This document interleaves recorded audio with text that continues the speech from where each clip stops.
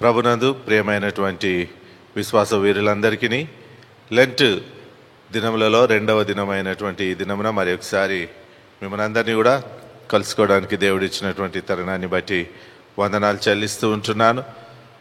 మరి CSI Holy Cross church ECL సంఘమంతటి పక్షంగా మీకు శుభములు శుభాశీర్వాదములు తెలియజేస్తూ మన యొక్క లెంట్ దినముల ధ్యానం ఈ 40 రోజులు మనము తీసుకున్నటువంటి అంశము శక్తికి మించిన ప్రయాణం, ద గ్రేట్ జర్నీ.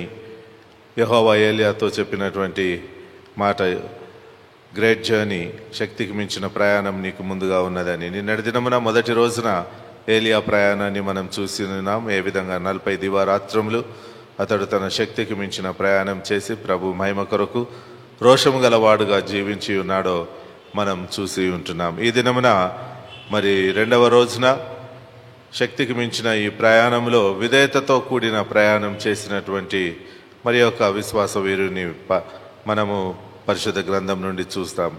ఈ దినమున నోవా యొక్క జీవితాన్ని మనం చూడడానికి ఎంతో సంతోషిస్తూ ఉంటున్నాను. నోవా అనగా నెమ్మది. ఆదికాండం 5వ అధ్యాయం 29వ వచనంలో ఆయనకు పెట్టబడిన పేరు నోవా అనగా నెమ్మది. తన యొక్క జీవిత ప్రయాణం అంతా కూడా ఆదికాండం 6 నుంచి 9 అధ్యాయములలో రాయబడి ఉండడం మనం చూస్తూ ఉంటున్నాం. ఈ నోవా తండ్రి పేరు లేమేకు, లేమేకు యొక్క తండ్రి హానోకు.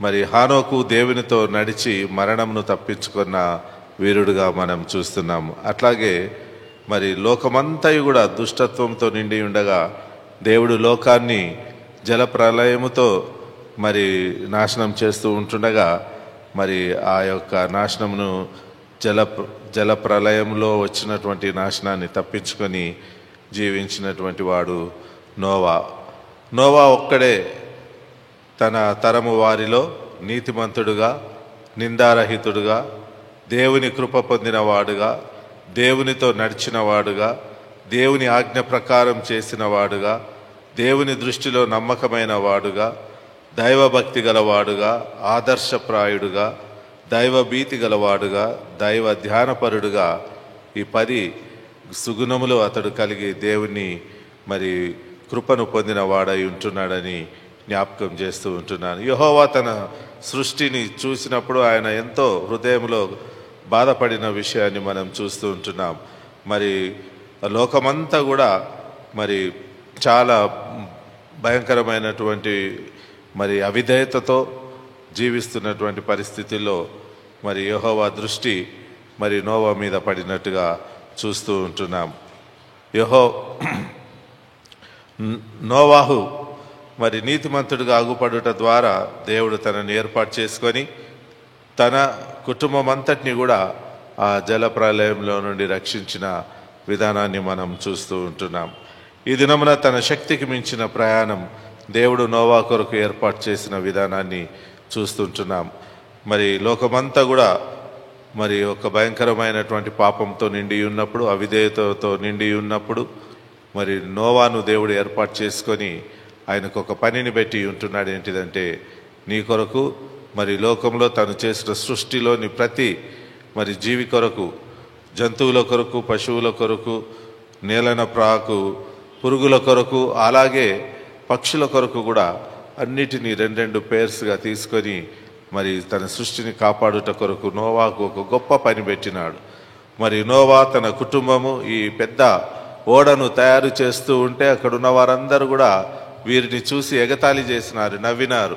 మరి వీరు తెలివిలేని పని చేస్తున్నారని దేవుడు వీరికి చెప్పినాడని చాలామంది ఎగతాళి చేసినారు. కానీ నోవా నమ్మకమైన వాడు, దీనుడు కాబట్టి దేవుడు తనకు అప్పగించిన పనిని చేస్తూ వెళ్ళినాడు. నోవా తన పని అంతా కూడా చేసిన తర్వాత మరి యొక్క పక్షులు, జంతువులు, నేలప్రాకు, పురుగులు, మరి మృగములు ఇవన్నీ కూడా మరి ఓడలోనికి రావడం చూస్తుంటున్నాం. నోవాకు ఇంకొక పని కూడా దేవుడు చెప్పినాడు. ఏంటిదంటే వాటిని మాత్రమే కాదు కానీ వాటికి సరిపడు భోజనాన్ని కూడా, ఆహారాన్ని కూడా ఆ నోవా ఓడలో సిద్ధపరచవలసి వచ్చి ఉన్నది. చాలా కష్టమైనది, శక్తికి మించిన పనిని దేవుడు తనకు అప్పగించినప్పటికీ ఈ ప్రయాణానికి కొరకు నోవా సిద్ధపడి ఉండడం మనం చూస్తూ ఉంటున్నాం. ప్రభునందు ప్రియులారా, ఈ లెంట్ కాలంలో మనం కూడా మన సులువైన ప్రయాణం కాదు మన జీవితం. క్రీస్తు కొరకు శక్తికి మించిన ప్రయాణాన్ని, జీవన ప్రయాణాన్ని మనం కలిగి ఉన్నప్పుడు మనం ఆశీర్వదింపబడతామని జ్ఞాపకం చేస్తున్నాను. ఈ విధంగా నోవా తన శక్తికి మించిన ఈ ప్రయాణం కొరకు సిద్ధపడ్డప్పుడు వర్షం పడడం ప్రారంభించింది. ఆ విధంగా 40 రోజులు దివారాత్రములు భయంకరమైనటువంటి వాన మరి వచ్చినప్పుడు, జలప్రలయం వచ్చినప్పుడు నోవా ఓడ ఆ నీటిలో తేలడం, మరి నోవా కుటుంబం రక్షింపబడడం మనం చూస్తూ ఉంటున్నాం. మరి నోవా యొక్క విధేయత, నోవాకు అప్పగించిన పనిని బట్టి మరి శక్తికి మించిన ఈ పనిని తాను దేవుని సహాయంతో సులువుగా చేయగలిగి ఉన్నాడు. కాబట్టి ఆ విధంగా 40 రోజులు పడ్డటువంటి ఆ దివారాత్రములు పడ్డ వర్షంలో, ఈ నీటి ప్రయాణంలో మరి నోవా కుటుంబం ఒకటే రక్షింపబడ్డది. మరి ఆదాము తర్వాత తిరిగి మానవ జాతి కాపాడబడి ఉన్నదంటే మరి నోవా కుటుంబం ద్వారానే. దేవుడు ఆ యొక్క గొప్ప భాగ్యాన్ని నోవాకి ఇచ్చినాడు. కారణం ఏంటిదంటే శక్తికి మించిన ప్రయాణానికి సిద్ధపడి ఉన్నాడు. కాబట్టి ఆ విధంగా 40 దివారాత్రములు కురిసినటువంటి ఆ వాన, మరి ఆ ఓడ, తేలినటువంటి ఓడ మరి ఈ దినమున మరి టర్కీ దేశంలో ఉన్నటువంటి అరారత్ అనే కొండ మీద నిలిపబడి ఉంటున్నది. దేవుడు ఎప్పుడైతే మనం దేవుని కొరకు మన పనిని చేస్తామో దేవుడు మనల్ని ఎత్తైన స్థలములలో ఉంచువాడని మరి ఒకసారి జ్ఞాపకం చేయబడుతూ ఉంటున్నది. మరి ఆ విధంగా శక్తికి మించిన ఈ ప్రయాణాన్ని నోవా కొనసాగించి దేవుని గణపరిచినట్టుగా మనం చూస్తూ ఉంటున్నాం. ఈ దినమున మన జీవన యాత్రలో కూడా మనం కూడా మనకు శక్తికి మించిన ప్రయాణం మనం కలిగి ఉన్నప్పుడు మనం కూడా హెచ్చించబడతాం, దీవించబడతాం, ప్రభు మహిమలో వాడబడతాం.